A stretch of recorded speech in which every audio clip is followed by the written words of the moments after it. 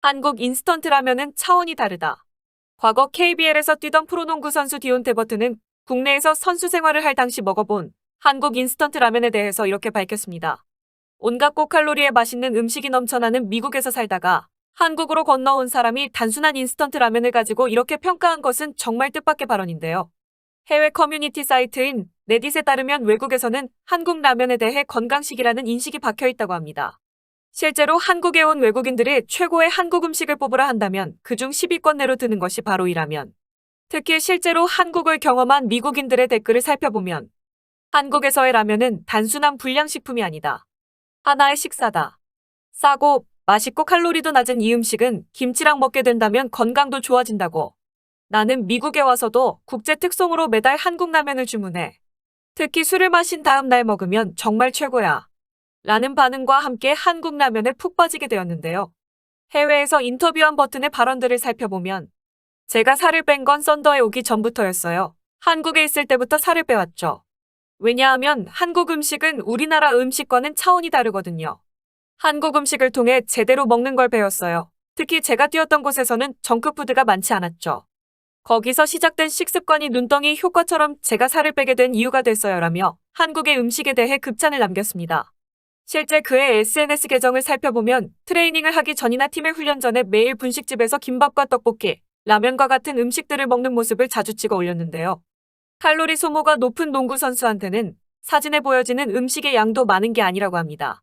특히나 고지방 고칼로리의 음식이 넘쳐나는 미국에 살다가 갑작스럽게 한국으로 건너온 사람한테는 한국의 분식이 건강식처럼 보이는 효과까지 생겨난다고 하니 우리가 평소에 인스턴트라고 여기던 라면과 같은 음식이 외국인들 눈에는 얼마나 매력적으로 보일까요?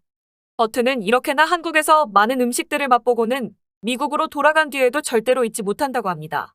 언제나 한국이 생각날 때면 국제 배송으로 한국 라면, 떡볶이와 같은 간편식품들을 항상 주문해 쌓아놓는 걸로도 모자라 자신의 친구들에게까지 한국 음식을 추천해준다고 하니 진심으로 한국 음식이 마음에 들었나 봅니다. 또 버튼의 국가인 미국 말고도 한국 라면에 빠져버린 국가들이 많은데요. 특히나 올해 들어 이 K푸드의 열풍이 하늘을 찌르고 있다고 합니다. 국내 관세청과 식품업계에 따르면 지난해 1월부터 11월까지의 라면 수출액은 6억 790만 달러로 지난해 같은 기간 대비 10.6% 증가했다고 하는데요. 이는 기존 연간 최대치인 2020년에 6억 357만 달러의 실적을 훌쩍 뛰어넘었으며 10년 전 1억 8,673만 달러의 3.3배에 달하는 수치라고 합니다. 특히나 올해는 작년부터 시작된 큰 인기로 수출량이 더욱 확대돼 더 가파른 성장을 할 것으로 내다보고 있습니다. 이러한 배경으로는 중국과 일본, 동남아를 중심으로 매운 볶음면과 국물라면의 인기가 지속된 가운데 코로나19의 영향과 2020년 미국 아카데미 시상식에서의 작품상 등 사관왕을 차지한 영화 기생충 속 짜파구리의 효과도 한몫을 했습니다. 그리고 라면 하면 빼놓을 수 없는 김치에 대해서도 말을 안 할 수가 없는데요. 라면과 잘 어울리는 이 김치 수출 역시 지난해 수출액 역대 최대를 기록한 가운데 사상 최대 김치 수출 중 42%를 점유하고 있다고 합니다. 우리나라 김치 수출액은 2016년 7,900만 달러에서 2020년 1억 4,400만 달러로 5년간 82%가량 급증했으며 지난해 김치 수출액은 1억 5,900만 달러로 집계돼 역대 최대치를 기록했습니다. 최근에는 미국과 유럽은 물론이고 아프리카와 남미까지 수출폭을 확대하고 있다고 하니 앞으로가 더욱 기대가 됩니다. 해외 뉴스TV 이혜영입니다. 영상이 마음에 드셨다면 구독과 좋아요 한 번씩 눌러주시면 감사하겠습니다. 시민을 위해 더욱 발빠르게 움직이는 해외 뉴스TV가 되겠습니다. 감사합니다.